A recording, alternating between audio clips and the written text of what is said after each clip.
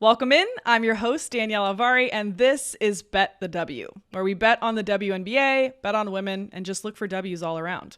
Today in our show, we'll give out our first impressions of the first 3 days of games that we've seen so far. And by we, I mean myself and Calvin Wetzel, who's a great friend of the show, great host, and a great handicapper. We'll also break down the 2 Tuesday games that we have this week and also look ahead to Thursday, just our initial thoughts for those matchups as well. And really, that's because this week we are only going to have one show. So normally looking to have this show out on Tuesdays and Thursdays. That's when we'll see the bulk of these games. But this week, I'm very fortunate to be a part of DraftKings Starting 5, and we'll be recording our last episodes for that. If you haven't checked that out yet, you can check it out on DraftKings YouTube. It's a show about NBA culture, betting, fashion, all of the angles that tie into basketball. But we're shooting our last episodes this week, so no show for me on Bet the W this week, but I will have articles out that you can find on vsin.com talking about the Thursday and Friday games, and I'll also tweet those out. So you can follow me at Danielle Alvari. Make sure you check it out at vsin.com. And again, we'll be back to Tuesday, Thursday next week. As always, if you hadn't had a chance yet, please go follow Bet the W Show on Twitter.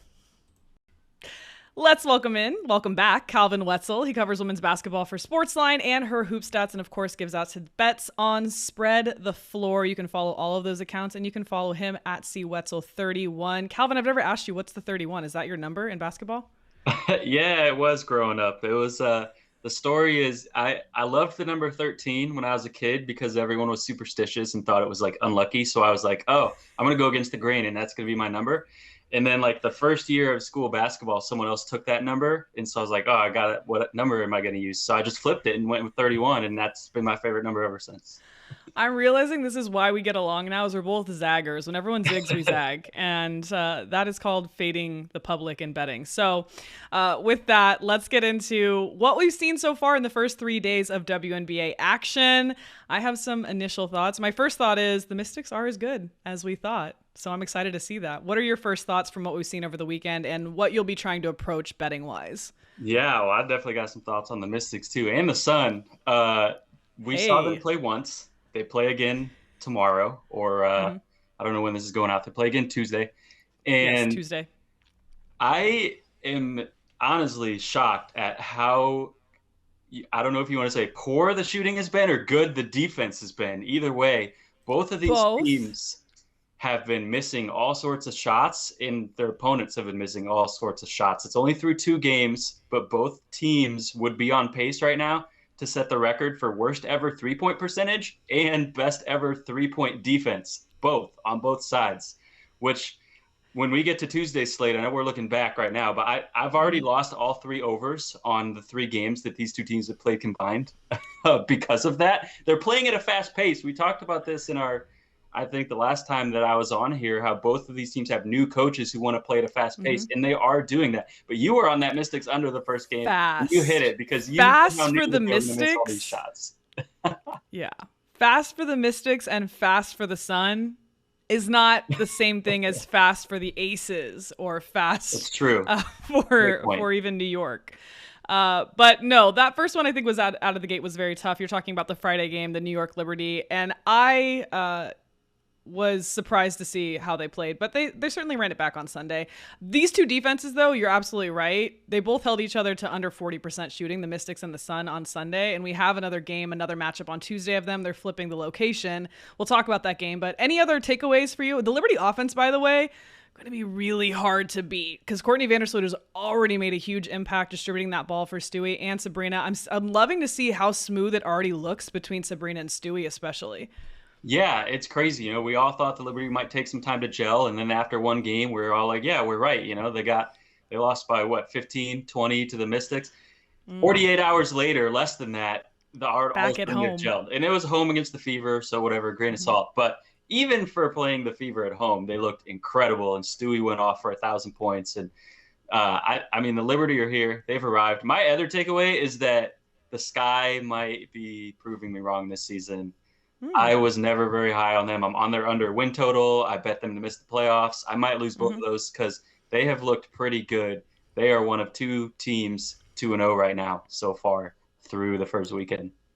And if you think Calvin is being an alarmist, he's not, because before we jumped on, we talked about how there's only a 40-game season. They've extended it this year, and it's still so few games. So we really have to just take the data and run with it into the next game. And so what did you say? We're 5% through the season. So the Sky are already proving to us that they are not rebuilding. So don't call them a rebuild team. And they are going to play fast, it looks like. I also was wondering what you think about how home court is going to affect things here. It looks like the attendance was up at a lot of these. I know the Mystics game was sold out.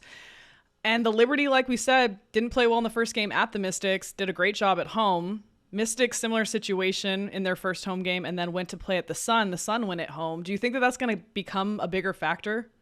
I think it could, but I also think there are certain spots where it might become less of a factor and cancel out because, number one, you see the WNBA finally decided to charter some flights, not every game, but more than zero this season, which is a step.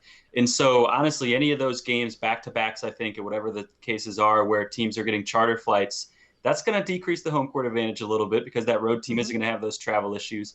And then there's certain games, like we talked about, the Mystics and the Sun played at Connecticut on Sunday, at Washington on Tuesday. Both of those teams are traveling from the same city to the same city, so neither of them is going to have a travel advantage. The Mystics, or maybe it's the other way around. I can't remember who was home, but either way, the obviously, which team is home on Tuesday? Remind me. Mystics. The Mystics are home. So the Sun were home on Sunday. Yeah. Exactly. Yeah. So the Mystics will obviously have some home court just with the crowd, like you said, sold out.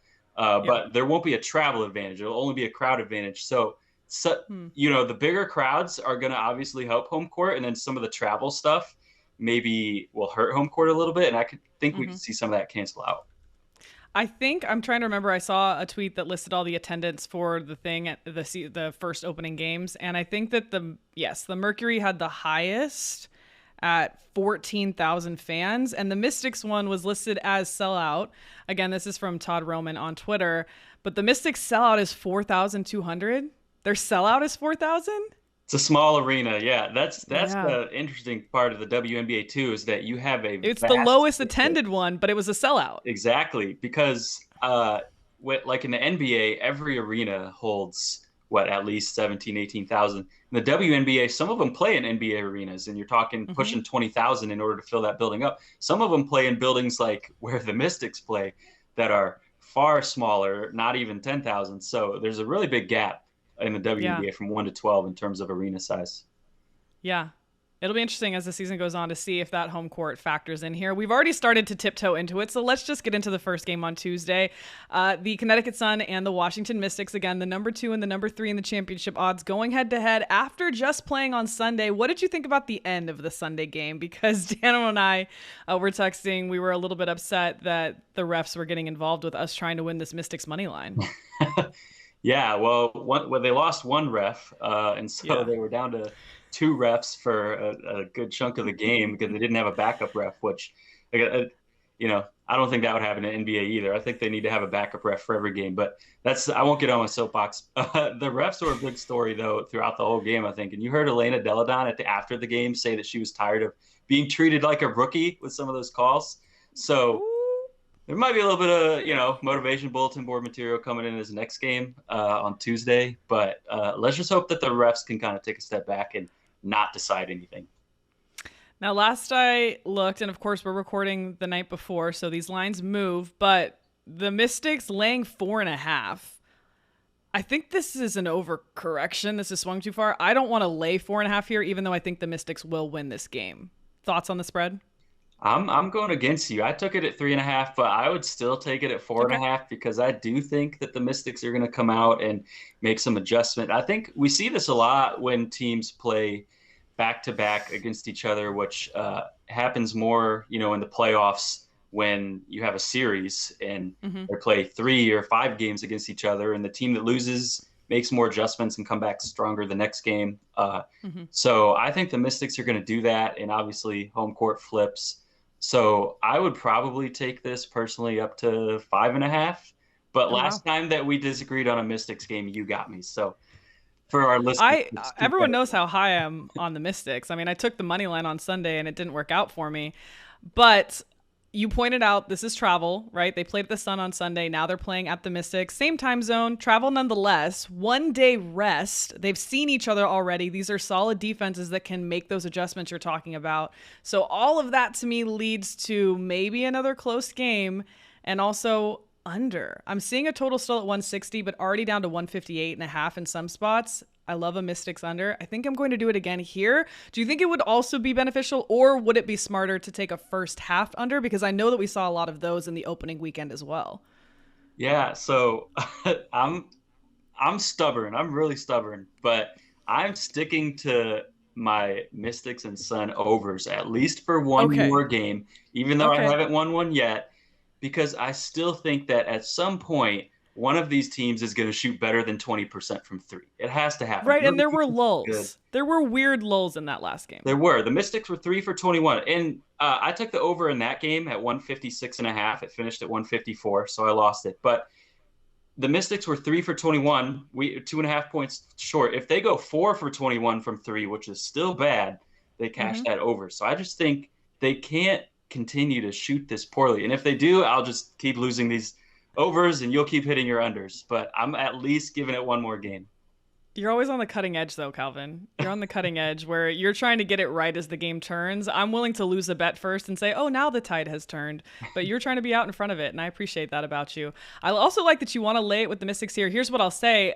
As far as the side goes, if I was like forced to pick a side, I would pick the Mystics. I just don't love this number. My first thought was I'm going to try to bet this live if I get an opportunity. And I also think the Sun, I talked about this on another podcast too, previewing these games. The Sun have been slow starters for quite a while now, and this core of players has been playing together for a while. The Sun shot less than 30% in that first quarter in this game, so I wouldn't mind looking at a first half angle here either. Is that something you would be interested in? Maybe something like Mystics minus 2.5 or 3?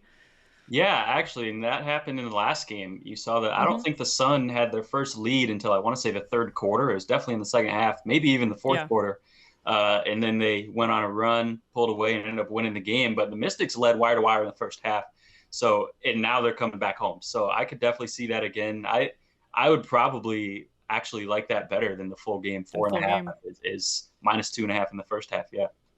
Yeah. So I'll probably look to play the Mystics first half or live. And I really like the under. I'm going to go under 160. And I am nervous because, to your point, there was that lull in scoring for the Mystics, and we came so close to an over in the last one. But again, a little bit of travel, 1 day's rest. These teams have seen each other just recently, so I'll still go under 160 here. Well, I took over 157.5, so we can both. win. Let's both win. That's what we're going for. I was going to say, though, this is going to possibly keep moving down, so I would take this under 158.5, but we can still both win. Then we just need 158 points scored, so I would still take that down to 158.5, but not lower than that, because then we're really going against Calvin, and also just not loving that at that point. The other game that we have going on, also, before we move on, any players that you're going to look at for props? Because, by the way, your Alyssa Thomas to win MVP is looking promising. It's looking great. Yeah, I think if we get an Alyssa Thomas assists prop again, we've seen how much she's taken on, a ball handling role. So I would definitely look for an over on that. And then possibly an Elena Deladon over, because I think her scoring has been down a little bit through the first two games, but I agree. We saw her, like I said, complain a little bit about the refs. Not in a negative way. Just I think sometimes when you're a superstar like that and you have those games, you come out swinging and you're going to get some calls. So I maybe look for an over for her in points as well.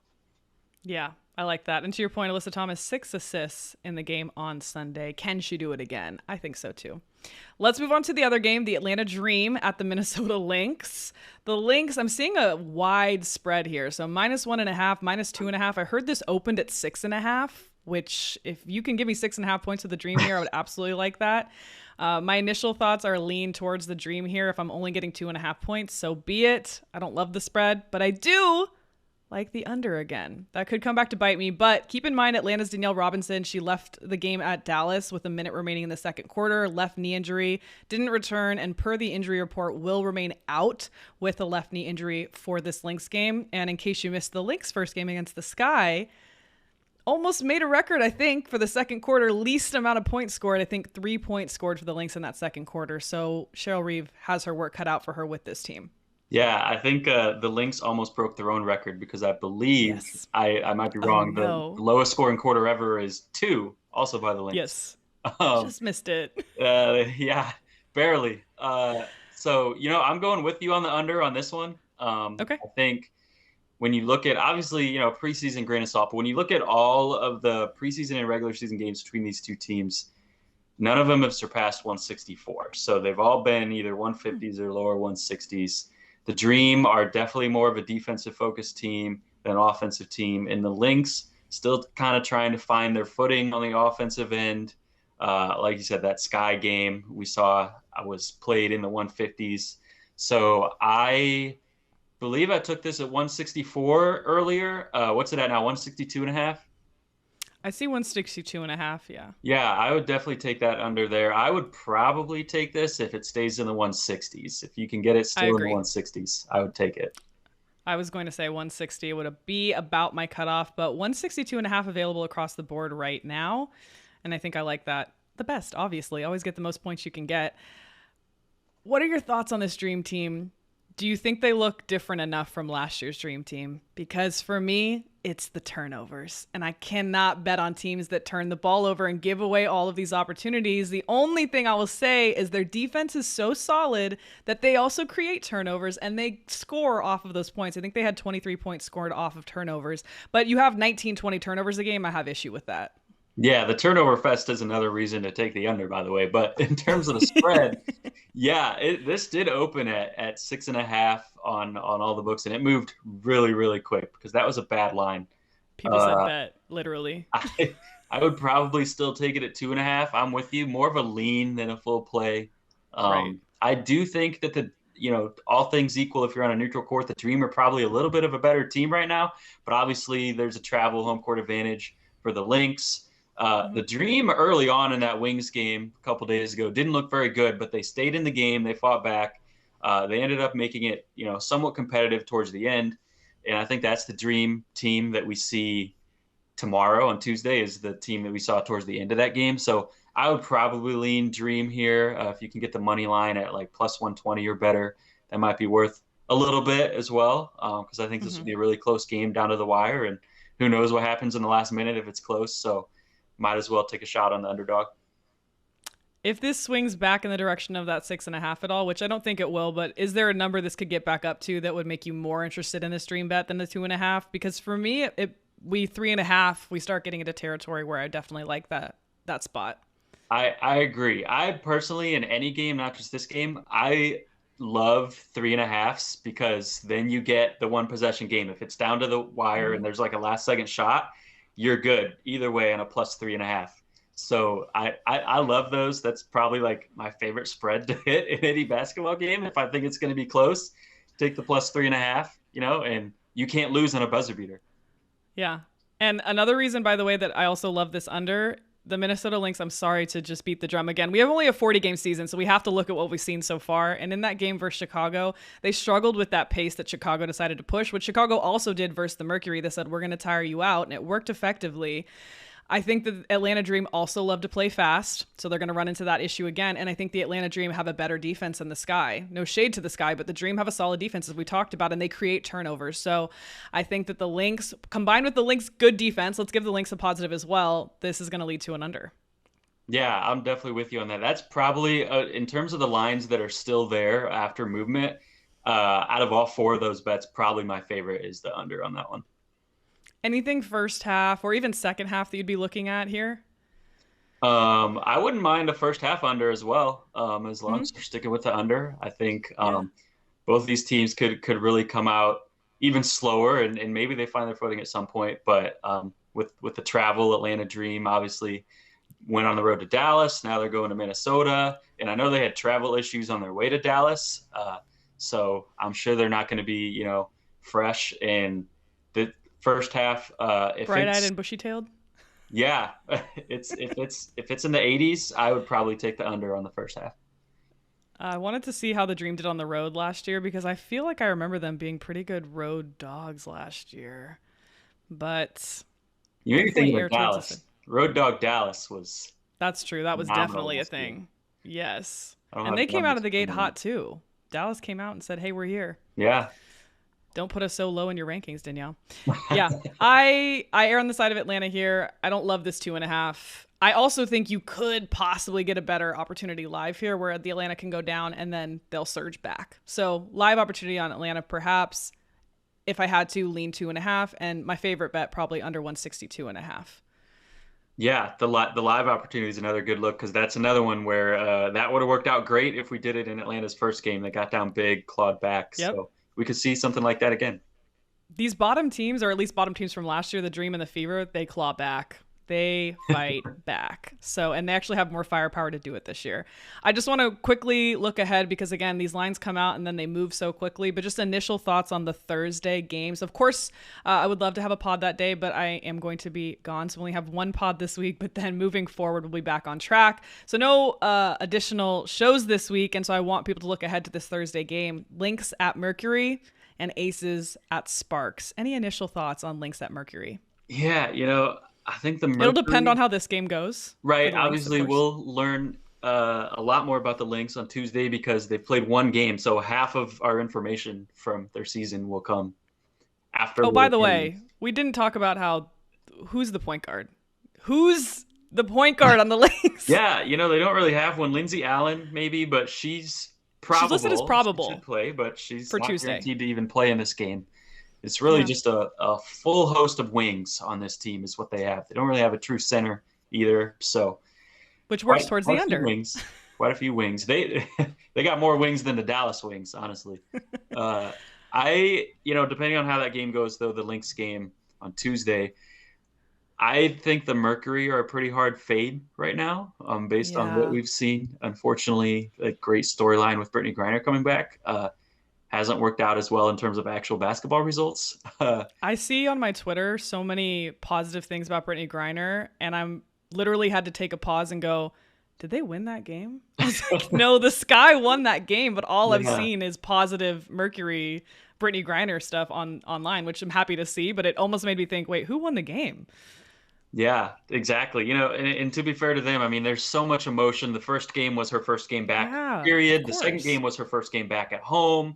Now they have both of those kind of behind them, and maybe they can sort of move on. And sometimes that emotion, distracts you from the basketball. So it's possible that the Mercury turn things around. It's only 2 games, and they go on a roll here. But I think they're a pretty hard fade until further notice, especially if Minnesota looks even remotely decent in this game against the Dream. So I'll probably be looking at the Lynx in that one, and possibly an under as well, because we talked about Lynx unders. Mercury unders have been good as well, other than the first game, they let the Sparks score like 100,000 points, but I was at that game.